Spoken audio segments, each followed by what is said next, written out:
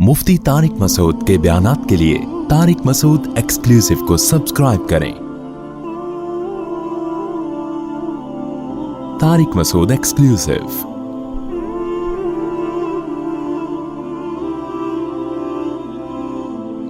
मैंने पिछली दफ़ा ये आयत पढ़ी थी, अम नजअलुल मुस्लिमीन कल मुजरिमीन। तो किसी ने बताया कि अफ़ा नजअलुल मुस्लिमीन, तो वो अफ़ा नजअल है, अम नजअल नहीं है, लेकिन मतलब दोनों का एक ही है। और ऐसी कोई मिस्टेक बयान के दौरान हुआ करे तो उसी वक्त बता दिया करें। अब आयत में अगर कोई ज़बर ज़ेर की गलती तो ये नहीं थी, लफ्ज़ की गलती थी, लेकिन चूँकि मीनिंग सेम थे तो वो अफ़ा नजअल के बजाय मैंने अम नजअल कह दिया।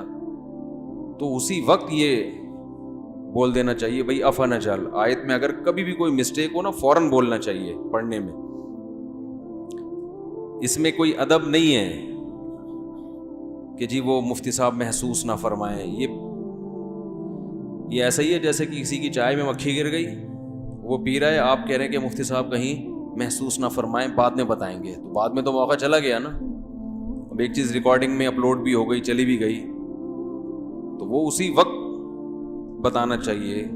किसी बड़े की चाय में मक्खी गिर जाए तो फ़ौरन टोकोगे ना, भाई एहतियात करें। अब उसमें आप अगर अदब तमीज़ से काम ले रहे हैं तो आप भी माजरत के साथ बेवकूफ़ होने की आपके नहीं, यानी जो भी इस तरह का हरकत करेगा उसके भी बेवकूफ़ होने की अलामत। और अगर वो टोके और सामने वाले को गुस्सा आ जाए तो ये सामने वाले की भी बेवकूफ़ होने की अलामत। यानी वो इस पर खुश है कि मक्खी खा लूँ मैं, लेकिन मुझे कोई टोके नहीं।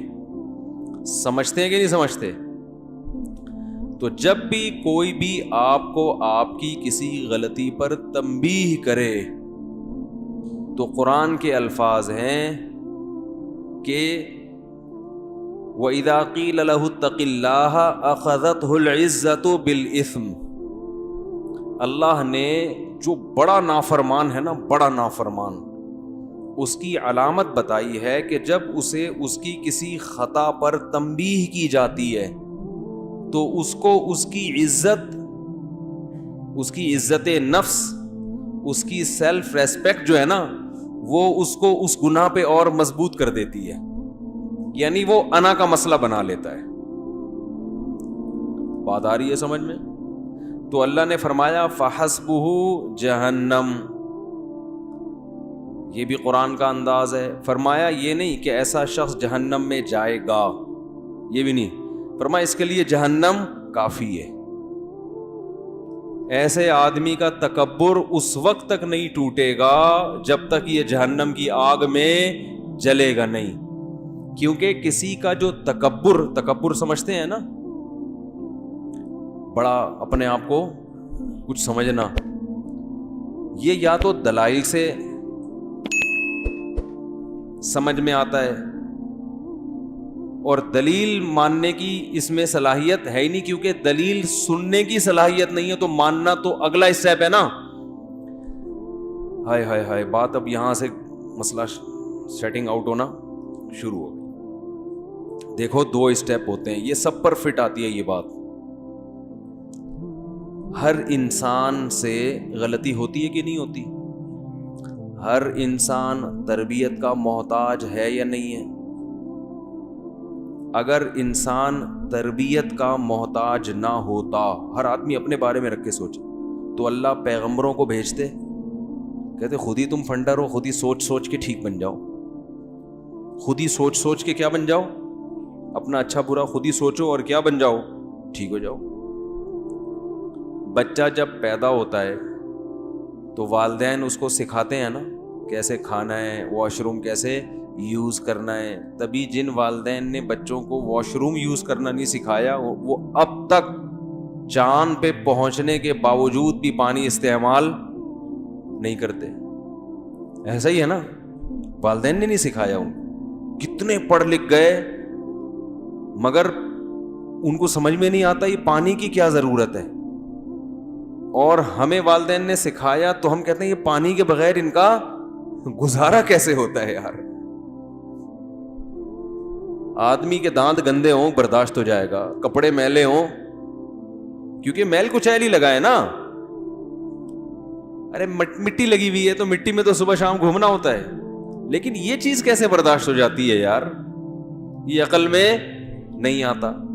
تو اس سے پتہ چلتا ہے کہ انسان تربیت کا بہت زیادہ محتاج ہے. بات بات پہ اس کو کیا چاہیے؟ تنبیہ. کوئی اسے ہر وقت بتاتا رہے یہ صحیح ہے اور یہ غلط, ہر وقت. ہمارے حضرت مفتی رشید احمد صاحب رحمہ اللہ تعالی فرمایا کرتے تھے کہ ایسے شخص سے بیعت ہو جو ٹراخ ہو. یہ حضرت کی اپنا لفظ تھا. کیا ہو؟ ٹراخ. ٹے رے الف اور خے, یہ حضرت نے خود ایک لغت بنائی تھی. اس کا مطلب ٹر ٹر کرنے والا. کیا کرنے والا؟ ہم کہتے ہیں نا بھائی ہر وقت ٹر ٹر کرتا رہتا ہے, ہر وقت بولتا رہے گا, کبھی چپ بھی بیٹھا رہا کر, ہوتا ہے نا. تو حضرت فرمایا کرتے تھے جس سے بیعت ہونا, اپنے آپ کو جس کے حوالے کرو اپنی تربیت کے لیے, تو اس شیخ کو منتخب کرو جو کیا ہو, گویا ہر وقت ٹٹر کرتا ہو. ٹٹر کا مطلب ہر وقت بولتا ہو کہ یہ غلط ہے, یہ غلط ہے, یہ تم غلط کر رہے ہو, یہ تم غلط کر رہے ہو, یہ تم نے غلط کیا, یہ تم نے غلط کیا. 24 گھنٹے آپ کو آپ کی غلطیاں بتاتا رہے. فرمایا پھر انسان کا بچہ بنتا ہے.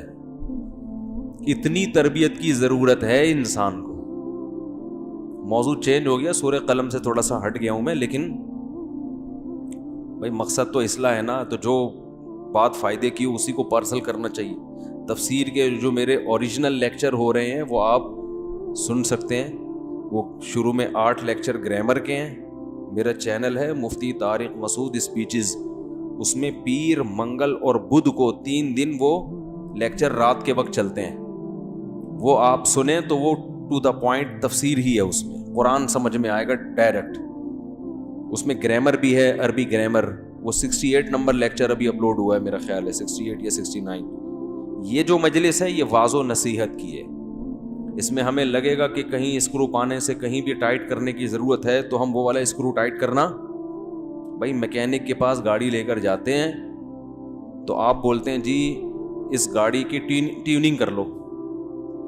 اب اچھا میکینک ہوگا تو اس کو ٹیوننگ کے علاوہ بھی اگر کوئی گاڑی میں کام نظر آئے گا کہ بھائی یہ نٹ تھوڑا سا ڈھیلا تھا, یہ دروازہ تھوڑا وائبریٹ کر رہا ہے, تو اسکرو وہ کیا کرے گا, اس کو ٹائٹ کر دے گا. تو یہاں پر جو آپ آتے ہیں یہ سوچ کے بیان سننے کے لیے بیٹھا کریں کہ مفتی صاحب جس وقت جو اسکرو ڈھیلا دیکھیں گے اس کو ٹائٹ کرنا شروع کر دیں گے, ٹھیک ہے نا. اور نیت ہماری یہ ہوتی ہے کہ میری اپنی بھی اصلاح ہو, کہ ہم کو شیخ و مرشد تو ہے نہیں. تو ہمارے حضرت فرمایا کرتے تھے کہ اپنی اصلاح کسی ایسے شخص سے کراؤ جو ہر وقت تمہیں تمہاری غلطیاں بتاتا رہے. دیکھو ڈاکٹر کے پاس جاتے ہو, اچھا ڈاکٹر نا, تو وہ آپ کو آپ کی باڈی میں جو فالٹ ہیں وہ بتائے گا, یہ جو خوبی ہیں وہ بتائے گا, فالٹ بتائے گا. اب آپ ڈاکٹر کے پاس گئے, اس نے آپ کو بتایا ماشا, اب آپ کو فیور بھی ہے, آپ کا جگر بھی صحیح کام نہیں کر رہا, کڈنی کا بھی پرابلم ہے. ڈاکٹر کیا کر رہا ہے, آپ کو کہہ رہے ہیں ماشاء اللہ آپ کی صحت زبردست, آپ کو آپ کی نظر 6/6, سننے میں بھی آپ کو کوئی پرابلم نہیں, آپ ماشاء اللہ پھوڑتے بھی طبیعت سے ہیں, ہاضمہ بھی آپ کا ٹائٹ, دانت آپ کے بڑے خاندانی رکھے ہوئے ہیں. تو یہ ڈاکٹر ہے کوئی؟ یہ تو بگاڑ رہا ہے آپ کو. آپ جناب ایسے ڈاکٹر کے پاس جب بیٹھ کے اٹھ کے واپس جاؤ گے تو آپ کی صحت اچھی ہوگی یا بیڑا غرق ہو جائے گا؟ خوش فہمیوں کی بھیڑ میں پڑ جاؤ گے.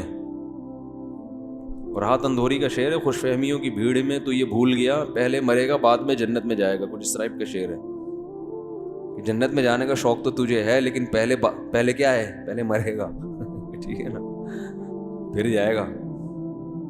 تو وہ ڈاکٹر اچھا ڈاکٹر ہے, ہاں کبھی کبھار وہ آپ کے باڈی میں جو اچھی چیزیں ہیں جو صحیح کام کر رہی ہیں وہ آپ کو حوصلہ دلانے کے لیے کہ بھائی سارا ہی کچھ خراب نہیں ہے, ماشاءاللہ آپ کا جو ڈائجسٹو سسٹم ہے وہ بہت اچھا ہے, وہ تھوڑا سا اپریشیٹ کرنے کے لیے تاکہ مایوسی کا شکار نہ ہو. لیکن زیادہ فوکس وہ کس کو کرے گا؟ آپ کی بیماری. ٹیسٹ میں جو چیزیں صحیح ہوں گی وہ ایک دفعہ رپورٹ کے طور پہ بتا دے گا یہ, لیکن جو فوکس کس کو کرے گا؟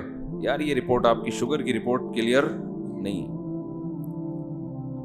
تو بھائی دو چیزیں خوب سمجھ لو کہ جیسے ہمیں جسمانی صحت کے لیے ڈاکٹر کی ضرورت ہے یا کسی اچھے حکیم کی ضرورت ہے, بالکل ایسے ہی روحانی صحت کے لیے بھی ہمیں ڈاکٹر کی ضرورت ہے, جس کو روحانی ڈاکٹر کہا جاتا ہے. یہ ٹوپی ڈرامے والے روحانی نہیں, یہ تو ایک نمبر کے 2 نمبر ہیں, 2 نمبری میں 1 نمبر ہے. روحانیت کا مطلب ہمیں پیغمبروں کی اور پھر ان لوگوں کی ضرورت ہے جو پیغمبر کے وارثین ہیں, جن کی خود کہیں سے اصلاح ہوئی بھی ہو اور پھر وہ آگے لوگوں کی اصلاح کر رہے ہوں, اپنی نہیں ہوئی. یاد رکھو علم ایک الگ چیز ہے, اصلاح ایک الگ چیز ہے, دونوں کو ملانا نہیں چاہیے. آج کوئی بھی یوٹیوب پہ بیٹھ کے حوالے دے رہا ہوں نا, نالج ہو اس کے پاس, تو اس کا یہ مطلب نہیں ہے کہ اب آپ اس سے سب کچھ سیکھنا شروع کر دیں. نالج ہونا الگ. دیکھو شیطان کے پاس جو نالج ہے نا وہ میرے اور آپ کے پاس نہیں ہے. شیطان کو پتا ہے کس کو کیسے گمراہ کرنا ہے, اس کا مطلب نالج ہے نا. یہ جتنے باطل لوگ ہوتے ہیں ان کے پاس نالج اسلام کی بھی بہت ہوتی ہے. جتنے لوگ اسلام پہ اعتراضات کرتے ہیں یہ اسلام کی اسٹڈی کر کے ہی تو کرتے ہیں, انہیں اسلام کا پتہ ہوتا ہے تبھی تو کرتے ہیں, لیکن تربیت نہیں ہوتی, اللہ کا خوف نہیں ہوتا. یہود علماء کے بارے میں قرآن نے جگہ جگہ کہا ہے یعرفونہ کما یعرفون ابناءہم. عرب کے مشرکین محمد صلی اللہ علیہ وسلم کو اتنا نہیں جانتے جتنا یہ یہودی جانتے ہیں. ان کو پتا ہے کہ یہ وہی آخری پیغمبر ہیں جن کا تورات میں بار بار ذکر ہے. ان کو ایسے یقین ہے جیسے باپ اپنے بیٹے کو دیکھ کے پہچان لیتا ہے نا, ایسے ہی ان نبی کو دیکھ کر پہچان گئے کہ یہ وہی نبی ہیں. علم کامل تھا مگر تربیت نہ ہونے کی وجہ سے تسلیم نہیں. وہ تربیت کیا تھی؟ تکبر. ماں باپ نے سکھایا نہیں تھا کہ بیٹا جھک جانا, حق بات کو تسلیم کر لینا چاہے آپ کو برا لگے, یہ بہت بڑی عبادت ہے. من تواضع للہ رفعہ اللہ, جو اللہ کے لیے جھکتا ہے اللہ اس کا مقام بلند کر دیتے ہیں. حضرت ابو بکر جھک گئے اللہ کے حکم کے آگے, حضرت عمر جھک گئے, حضرت عثمان جھک گئے, حضرت علی جھک گئے, یہودیوں میں عبداللہ ابن عبد السلام جھک گئے, اللہ نے ان کا مقام بڑھا دیا. جو نہیں جھکے آج دنیا ان کو ان کا نام بھی نہیں لیتی. تو تربیت جو ہے نا روحانی تربیت کی بھی ضرورت ہے. اور یار یہ کوئی بہت بڑی ٹینشن ہے میرے لیے یہ, اور اس کا علاج کیوں نہیں ہو رہا میری یہ سمجھ میں نہیں آ رہا. یہ کہاں گئے فہد مارکیٹ سے شارٹ؟ چلو جب آئیں گے تو ان کو بتاؤں گا. یہ کچھ اس کا سیٹ اپ ایسے کیا کریں, بار بار یہ ڈسٹرب ہوتا ہوں میں. پھر میں کبھی ویڈیو بیان دیکھتا ہوں نا تو اس میں مجھے خود الجھن ہوتی ہے, یہ کیا ہو رہا ہے. یہ جو 2 ویٹ ہے نا ادھر ہی رہیں, میں آپ کو یہیں سے بتا دیتا ہوں. یہ یہاں رکھا کریں, یہ یہاں نہ رکھیں, یہ ہلتے ہیں اور مجھے یہاں بوجھ محسوس ہوتا ہے. تو پورے بیان میں پھر میں اس کو سیٹ کرتا رہتا ہوں بیٹھ کے. اچھا, تو تربیت کی ضرورت ہے جسمانی بھی اور روحانی بھی. روحانی کا مطلب انسان کو انسان کا بچہ بنانے کے لیے جب تک کوئی انسان کو انسان کا بچہ کوئی بنائے گا نہیں, یہ بنے گا نہیں, یہ خود سے نہیں بن سکتا. یہ اسلام کا دعویٰ ہے اور یہ بالکل حقیقت پر مبنی.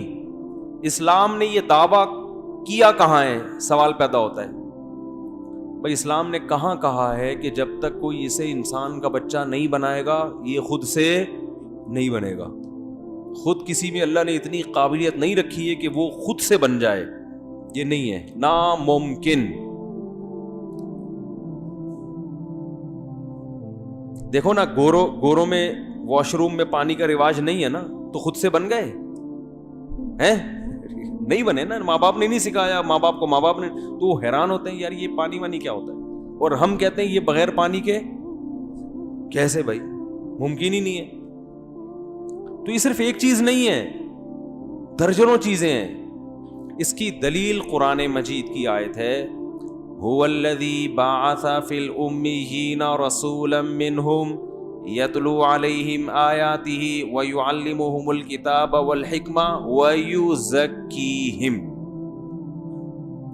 اللہ فرماتے ہیں ہم نے پیغمبر کو بھیجا جن کا کام قرآن کی آیتیں تلاوت کرنا، یعنی قرآن پڑھ کے سنانا تاکہ تمہیں یاد ہو جائے کہ اللہ نے کیا میسج ڈیلیور ہو جائے. جو میسج کا جو متن ہے نا وہ کیا ہو جائے، وہ ڈیلیور، یعنی متن پہنچانا کہ الحم سے لے کے والناس تک یہ اللہ کی ورڈنگ ہے، اللہ کے یہ الفاظ ہیں. یہ پیغمبر کے بغیر یہ چیز مل سکتی تھی ہمیں؟ ارے بھائی سفیر کا کام ہوتا ہے، جس ملک کا سفیر ہے وہ سفیر واسطہ بنتا ہے، اس ملک کا پیغام آپ تک پہنچا دیتے کہ بھائی یہ ڈونلڈ ٹرمپ کے یہ الفاظ ہیں، یہ لیٹر ہے، یہ لیٹر میں آپ کو دے کے جا رہا ہوں. سمجھانا سفیر کے ذمے عام طور پر نہیں ہے.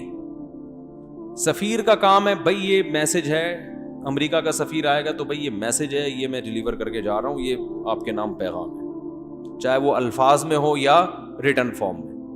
آگے سمجھانا، اس کی شرح کرنا یہ میرے ذمے، بعض دفعہ سفیر کے ذمے نہیں ہوتا. تو پہلی ذمہ داری پیغمبر کی کیا ہے؟ یتلو علیہم آیا. اس پر مشرکین کہتے تھے کہ اللہ نے اپنا پیغام کے لیے ساری دنیا کے سارے انسانوں میں اپنا پیغام پہنچانے کے لیے ایک شخص کو اس کی سلیکشن کیوں کی ہے؟ ہر ایک کو الگ الگ کیوں نہیں دے دیا اللہ نے پیغام؟ بھائی ہر ایک کو الگ، یعنی قرآن ہر ایک پر نازل ہو جاتا؟ اس کے قرآن نے جوابات دیے ہیں کہ اللہ کی آدم علیہ السلام کے زمانے سے لے کر اب تک یہ عادت نہیں ہے کہ ہر ایک سے ہم کلام ہو. ہمیشہ سے جو سسٹم چلتا آ رہا ہے وہ یہی ہے کہ ایک کی سلیکشن ہوتی ہے، اس کو اللہ ذریعہ بنا کر دوسروں تک بھیجتے ہیں اور اس کو اس کے سچا ہونے کے دلائل قائم کر دیتے ہیں، معجزوں کے ذریعے، اس کی اپنی سیرت کے ذریعے، اس کی اپنی زندگی کو ایسا بنا دیتے ہیں کہ دنیا کو یقین آ جاتا ہے کہ یہ جھوٹا نہیں ہو سکتا، یہ اللہ نے اپنے ذمے لیا ہے. اور قرآن میں اللہ نے کہا کہ کوئی جھوٹ مجھ پہ باندھے گا اس کو پنپنے نہیں دوں گا میں. یہ نہیں ہو سکتا کہ جھوٹا نبی کی نبوت چل بھی جائے، یہ نہیں ہو سکتا. آپ کہہ سکتے ہیں مرزا کی چلی ہے، قادیانی کی نہیں چلی ہے، اس پر میں ایک مستقل بیان کر چکا ہوں. وہ اس کو چلنا نہیں کہتے، اپنی کوئی حیثیت سرے سے ہے ہی نہیں، ٹھیک ہے نا. تو اس پر ایک تفصیلی بیان ہو چکا ہے، اگر میں ادھر گیا تو پورا ٹاپک چینج ہو جائے گا. دوسرا کام پیغمبر کی ذمہ داری اللہ نے لگائی، یتلو علیہم آیاتہ ویعلمہم الکتاب. پیغمبر ان کو کتاب سکھائیں گے بھی. سکھانے کا مطلب کیا ہے؟ جیسے کوئی امریکہ کا سفیر امریکہ کا پیغام لے کر آیا نا، تو بعض دفعہ تو اس کا کام ہوتا ہے متن پڑھ کے سنا دینا، لیکن اس کے ذمے امریکہ نے یہ بھی لگایا کہ سمجھانا بھی کس کے ذمے ہے؟ آپ کے ذمے. جیسے ہم بعض دفعہ کسی کو فتویٰ لکھ کے دیتے ہیں، وراثت کا فتویٰ وہ لکھ دیا ہم نے. بعض دفعہ ایسے ہوتا ہے کہ جب ہم اس کو لکھ کے دیتے ہیں نا بھائی یہ فتویٰ ہے، تو پڑھنے والی کی سمجھ میں آتا نہیں. وہ ہمارے پاس ہمارا فتویٰ لے کے آتا ہے، حضرت یہ سمجھا دیں ہمیں، تو ہم اس کو بیٹھ کے گھنٹوں سمجھا رہے ہوتے ہیں کہ یہ مطلب ہے پہلے یوں کرو پھر. تو وہ جو ڈیفینیشن ہوتی، وہ جو ڈیفائن کیا جا رہا ہوتا ہے، وہ اس فتوے کے علاوہ ہماری اپنی آسان زبان ہوتی ہے. فتوے کی زبان قانونی ہوتی ہے نا، لگے بندے الفاظ ہوتے ہیں. تو ہم پھر اپنے اسٹائل میں اخپل طریقے سے اس کو کیا کرتے ہیں؟ بولو بھائی، سمجھاتے. یہ جو سمجھانا ہے یہ فتویٰ نہیں ہوتا، بلکہ فتوے کی شرح ہوتی ہے. بہت مشکل ہے سمجھانا. یہ اس فتوے کی کیا ہوتی ہے؟ شرح. تو یہ الفاظ اور فتوے کے الفاظ کیا ہوتے ہیں؟ چینج ہوتے ہیں. یہ سیم اگر ہو تو شرح تھوڑی ہوئی.